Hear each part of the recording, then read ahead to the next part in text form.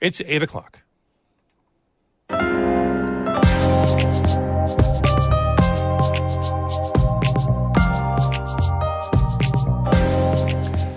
Good morning. This is North Country Public Radio and Northern Light for this Monday, May 15th. I'm Todd Moe. Monica has the week off. A sexual assault lawsuit against a professor and St. Lawrence University is renewing a years-long debate on campus about how the university in Canton handles its Title IX cases. The student body is 55% female.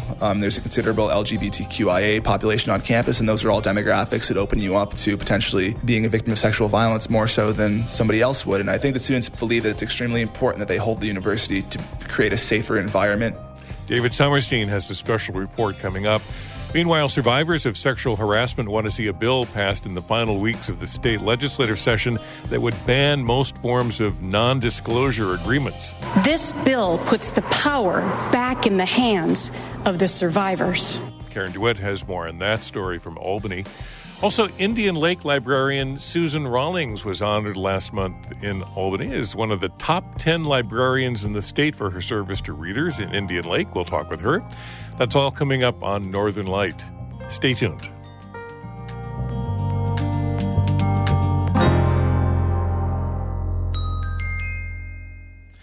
Broadcast of Northern Light here on North Country Public Radio is supported by the Village Mercantile in Saranac Lake, established in 2011 with a mission of community-fueled solutions with essentials for home, camp, and gift-giving, villagemerc.com, anything but general, and by Apothecary Chocolates, making gourmet chocolates by hand from all-natural herbs, botanicals, and tree syrups, apothecarychocolates.com.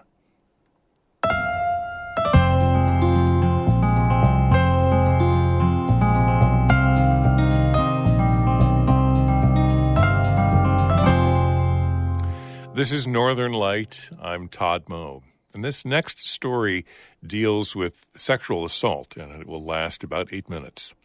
It's been a hard semester at St. Lawrence University in Canton. The campus has been reeling from news of a sexual assault case. An anonymous female professor accused a male professor of drugging and violently raping her during a work meeting at his house.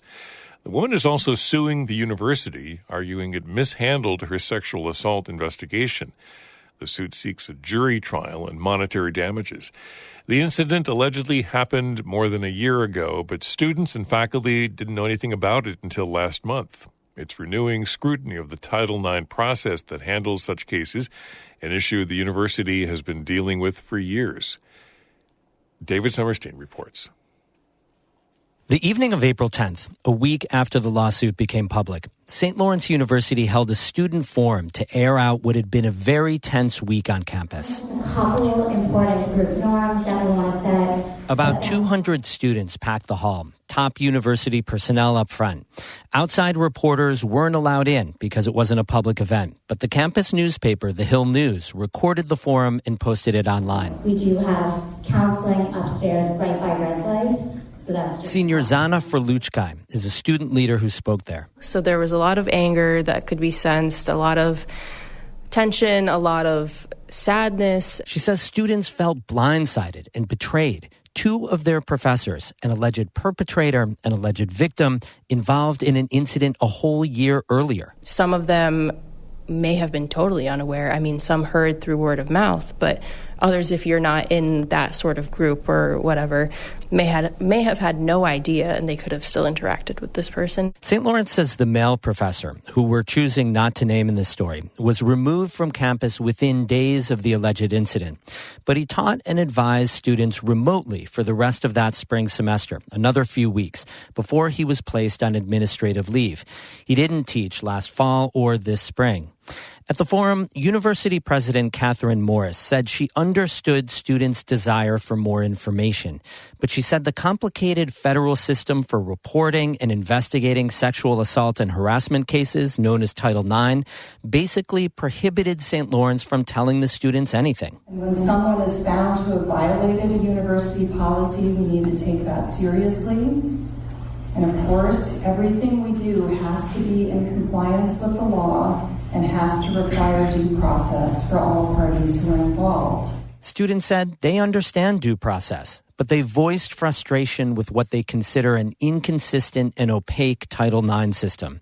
Here's Freluchkai, Johanna Sherman, and Zach Jaworski. I think the number one thing is a lack of transparency. The lack of transparency. A lack of being in the know. For years, St. Lawrence students have complained the process lets too many perpetrators off easy, fails to communicate well and follow up with survivors, and just takes too long.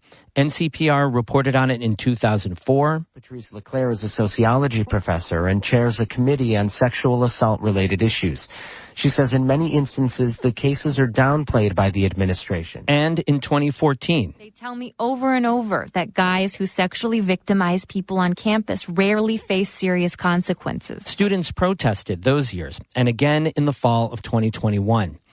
In this current case, there were some missteps. St. Lawrence was in between Title IX coordinators with an interim committee when the professor's sexual assault complaint was filed. The university initially said the female professor couldn't have an attorney present at a questioning, when in fact she could have. That's one of the claims laid out against St. Lawrence in the lawsuit. A Title IX process that students believe in is essential at any university. 1 in 4 undergraduate women experience some form of sexual assault during college. Zach Jaworski is a reporter for the campus newspaper, The Hill News. The student body is 55% female.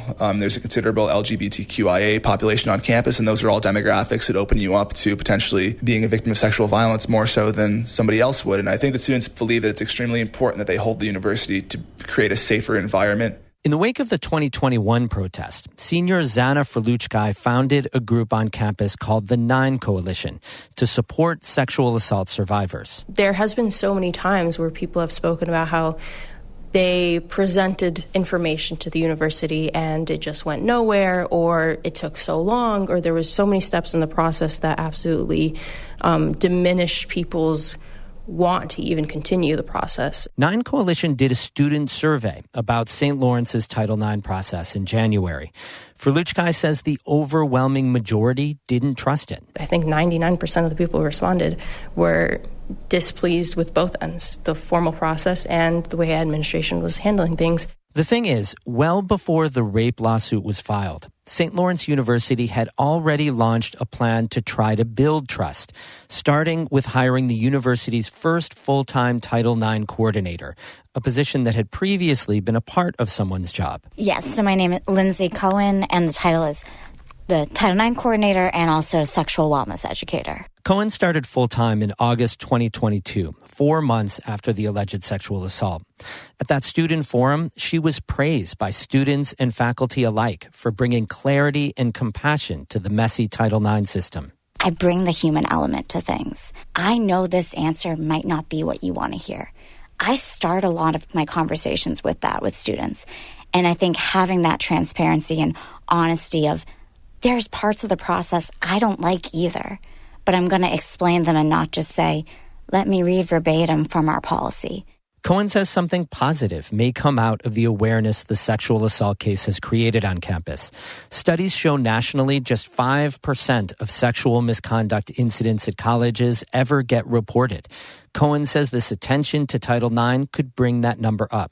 I always say hopefully sexual misconduct is not increasing, but if it's getting reported more, it means that people are trusting the university more. Universities across the North Country and the nation struggle with Title IX about who to believe and how to move forward when often the 2 people involved in the incident were the only ones there. And federal law changes with each U.S. president, pinging from an emphasis on survivors to protections for the accused, depending on the politics of the moment. According to the Department of Education, students are much more likely to report their assault when they see their college is willing to act aggressively. Shawali Patel is with the National Women's Law Center in Washington, D.C. Schools should be doing more to create the conditions where students, survivors, trust them and trust that if they were to come forward, it wouldn't cause them further harm. It wouldn't cause them further trauma.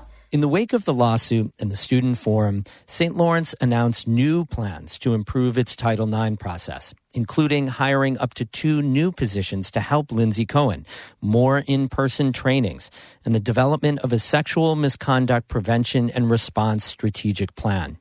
Student government leader Johanna Sherman says the students' protests and questions come from a place of love for the university they've chosen. When we're asking these hard questions and we're, wanting to change things, it's because we want to improve the campus community, and I want to make St. Lawrence better for the incoming class and for the class that comes after that, and I want each year to get better. As for the lawsuit filed last month, St. Lawrence says it, quote, believes there are substantial defenses and will respond in court. The Male professor has retained his own lawyer. He's on administrative leave and won't teach classes again this fall. The university's investigation into the alleged sexual assault and a Canton police investigation are both still ongoing. David Summerstein, North Country Public Radio, Canton. North Country Public Radio is owned by St. Lawrence University. The university had no editorial input into this story. For additional transparency, this story was edited by an outside professional veteran public radio editor, Harriet Jones in Connecticut.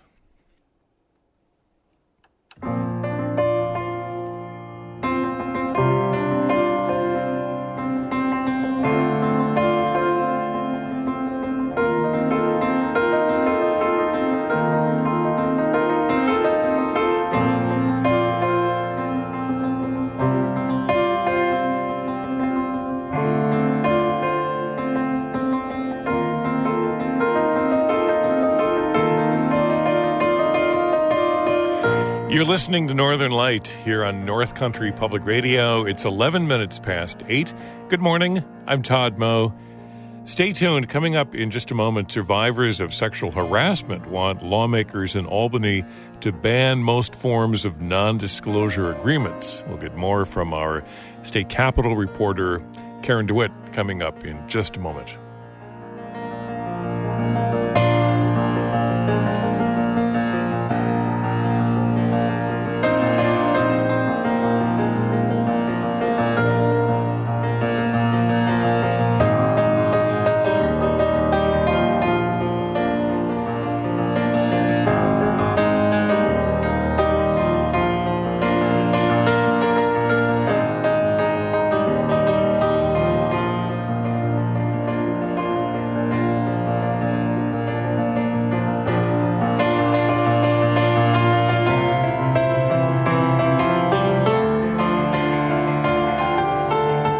Music by Plattsburgh pianist Adrian Carr. You can check out more of Adrian's music on our website anytime.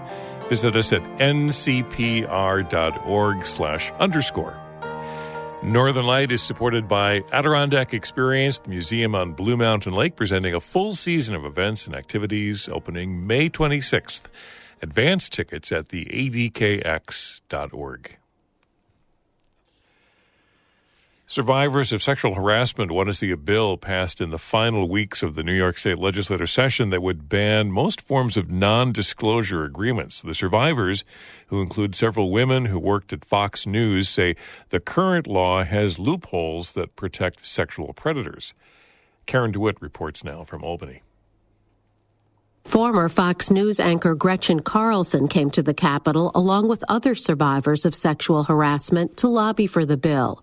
Carlson successfully sued the former head of Fox News, the late Roger Ailes, for harassment and retaliation, but she had to sign a non-disclosure agreement as part of a settlement. Even though the incident has been widely reported in the media and was even the subject of a Hollywood movie, she's not allowed to talk about it. My story may be public, but I have been silenced by an NDA, prohibiting me from ever disclosing what really happened. Carlson says the NDAs have become epidemic in the American workplace, with 1/3 of new employees required to sign one before they begin their first day of work.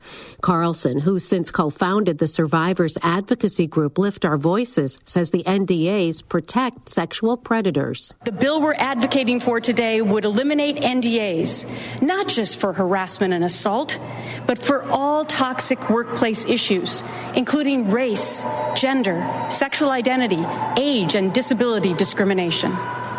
This bill puts the power back in the hands of the survivors. The measure, called the Stop Silencing Survivors Act, comes at a time when 2 members of the state assembly have been accused of harassment, and Governor Hochul recently severed ties with a top political advisor, Adam Sullivan, over allegations that he fostered a toxic work environment and was demeaning to younger women on the governor's staff.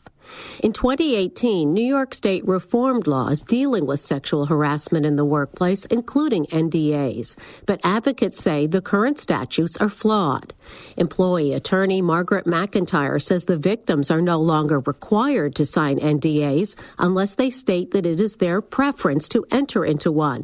But she says that change has not stopped employers from continuing to pressure survivors to agree. The law doesn't work because still today, employers say, well, if you want to settle your case, you will prefer to keep things confidential. That's just the reality. Senate sponsor of the bill, Andrew Gennardis, says the measure would restore NDAs to their original purpose, to allow an employer to protect trade secrets and other proprietary information. That would still be allowed. And victims who want privacy would still be able to choose to keep their identities and the circumstances around the complaint secret. He says under the current rules, though, the NDAs are misused. What we're talking about here is banning a bribe. You are bribing someone to keep their mouth shut about the harms that they have done to you. The bill is currently in the Senate and Assembly Judiciary Committees. No date has yet been scheduled for a vote. In Albany, I'm Karen DeWitt.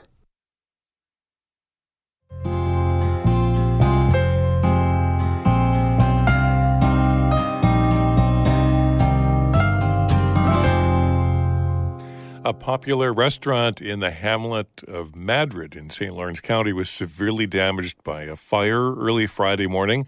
Firefighters responded to the blaze at the Blue House restaurant just before 5 a.m. Friday. No one was in the building at the time. According to owners Alicia and Josh Talon, no one was physically injured.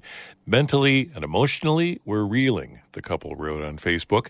They thanked the Madrid and neighboring fire departments for a quick response that saved other attached buildings.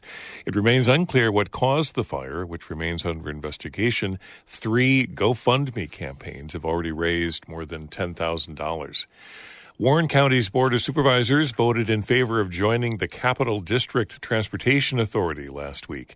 According to the Glens Falls Post-Star, the move will help ensure Greater Glens Falls Transit continues operations past this year. It's been facing staffing challenges.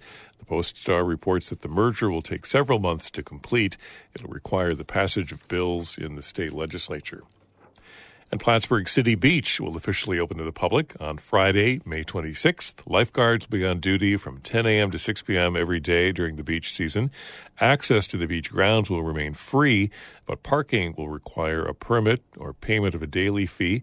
We have more information about all of that on our website at ncpr.org.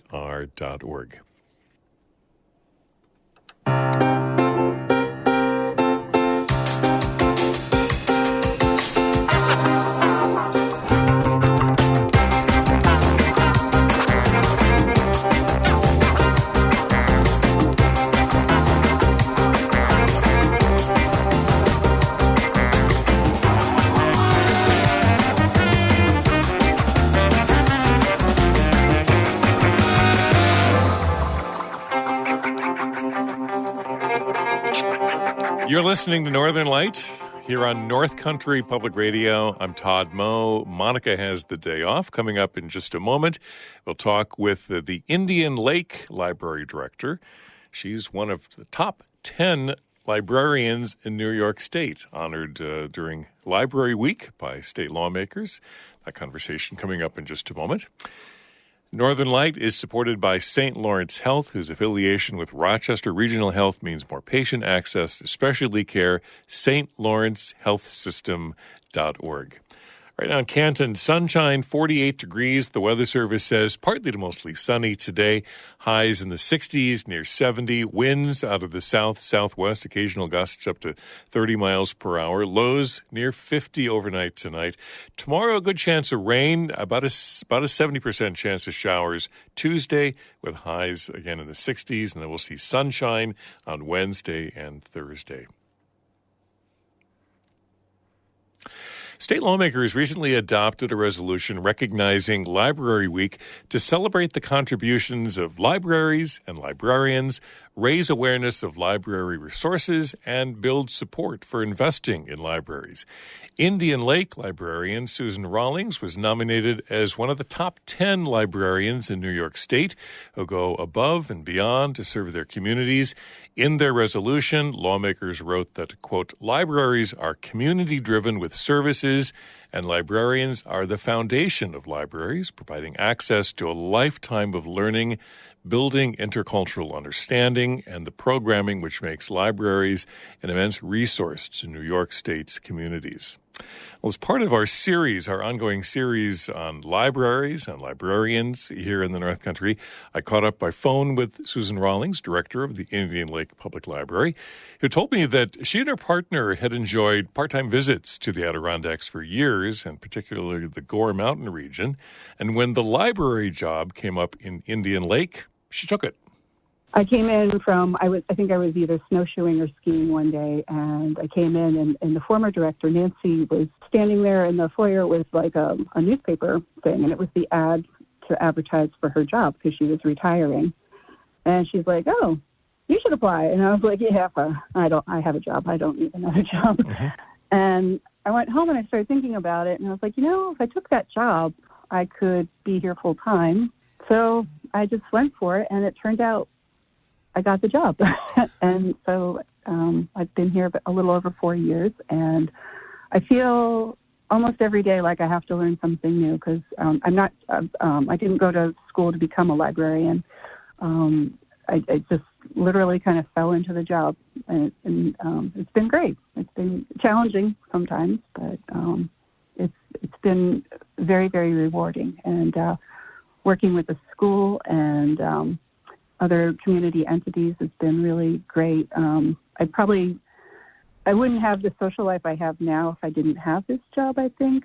I would have one, but it'd be very, very different. And we found our forever house, so it was really nice to find a community that we feel welcomed in, and I really like it here. I really do. From what I understand, Susan, it's not just, the library, but you also reach out to other organizations in the community, the local daycare, you do crafts and reading with those youngsters. So for you, at least, it seems like libraries really fill an important niche in a community. Yeah, up here too.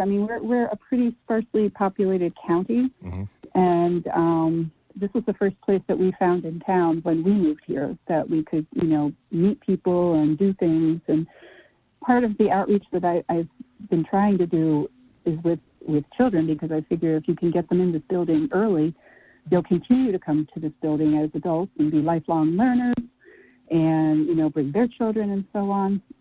A coworker suggested reaching out to the local daycare here, and I'll tell you that it's better than a shot of espresso on a Wednesday morning. they just have such great energy, and they're super fun, and they're just along for whatever ride you want to take them on, and it's just a lot of fun to do that. And likewise with the school, the kids there are fantastic. The faculty and staff there are fantastic, and feel really fortunate that we've been able to build that relationship. So as part of National Library Week, the state Senate recognized 10 librarians across the state who go above and beyond to serve their communities, and you are one of those 10 librarians. So I know, a complete surprise. I had no idea. I feel like a lot of my job is we just do a lot here. So, we get done with one event, it's on to the next visit, and it's not like I forget these things, but in the busyness of life, you forget how meaningful they were when they were happening. And so it was nice to have that sentiment reflected back to me from people in the community. Mm-hmm. Maybe along those same lines, take a moment and tell me, I don't know, is there something you're most proud of that you've done over the last 4 years in terms of new program or outreach or something in the community? Is there Are there one or two things that you sort of are most proud of?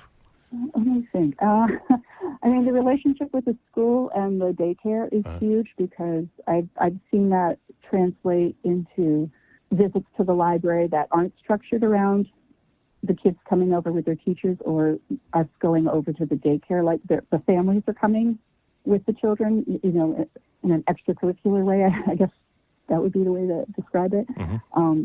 So having them come to the library when it's not sanctioned by a program outside of the home, you know, and there's a lot of things. I mean, we do this Light Up the Library event every February for our winter break. It's like kind of a winter festival thing, and that's been pretty popular. What we do is we just have games and stories and scavenger hunts and all kinds of things happening inside the library, and it's pretty cold out, so we have a little grill outside. And my partner is in charge of the grill, and people make s'mores. We also have an ice lantern contest. Prior to that event, we'll have a class on how to make ice lanterns, and then people take stuff home and do it and bring them back. And, you know, it's just kind of a fun thing to do when it's dark and cold and weird up here because, you know, winter can be long. So that I'm kind of proud of that event. You know, it's sort of a nice little get-together. The library is very fortunate to be kind of in the heart of the community and try to reach out to as many different patrons as we can and have a lot of programs so that people can find something of interest. And, you know, every time you get someone through the door, that's a chance to get them with a book in their hands as they leave, you know. So that's always sort of the underlying game plan is get them with some materials that they enjoy. And I think library workers in general, people who are helpers are drawn to this type of work, and I work with a great staff of women who all take pride in serving our patrons as best we can, you know, whether it's finding materials or finding information that they need or entertaining them with a program. And I couldn't do my job without their input and help and amazing ideas. Indian Lake Library Director Susan Rawlings, who was recently nominated as one of the top 10 librarians in New York State who go above and beyond to serve their communities.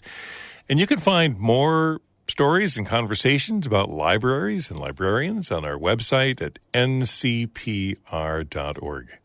About 27 and a half minutes past 8, you're listening to Northern Light here on North Country Public Radio. I'm Todd Moe. A lot of events happening around our region concerning art and artists.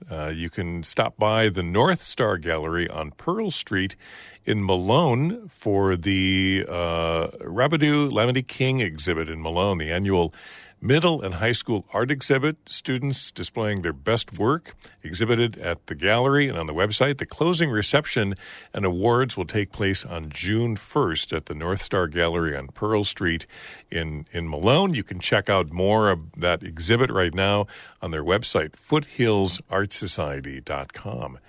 Also, friends of the Old Forge Library have an open house this afternoon from 2 to 4, coffee, cookies, and a book-themed game to celebrate the new floor that was installed this spring on the first floor of the library. That's happening at the Old Forge Library. Also, the monthly Bluegrass Jam in Hewelton. It's every third Monday of the month from 7 to 9 at Pickens Hall in Hewelton. Starts at 7 o'clock. Stop by for old-time bluegrass jam. Come to play, so bring your instrument. Come to sing, bring your voice, or just listen. 7 to 9 tonight at Pickens Hall in Hewelton. And also, just want to remind you, coming up a little later, it's the Gateway Museum's Spring Art Festival. This is happening in Morristown. And they'll be having a silent auction, 11 artists with work on display, music, food, an enchanted trail with houses, fairy houses produced by the Morristown Central School Art Department and students. That's all happening on the 27th of May from 10 to 3. Stop by the Red Barn Preserve on River Road East in Morristown for the Gateway Museum's Spring Art Festival happening on May 27th from 10 to 3. And that's Northern Light for this Monday, May 15th. Thank you for listening, and stay tuned for more of Morning Edition coming up. Check our website to listen again to stories and conversations, ncpr.org. I'm Todd Moe. Thanks for listening. Be well.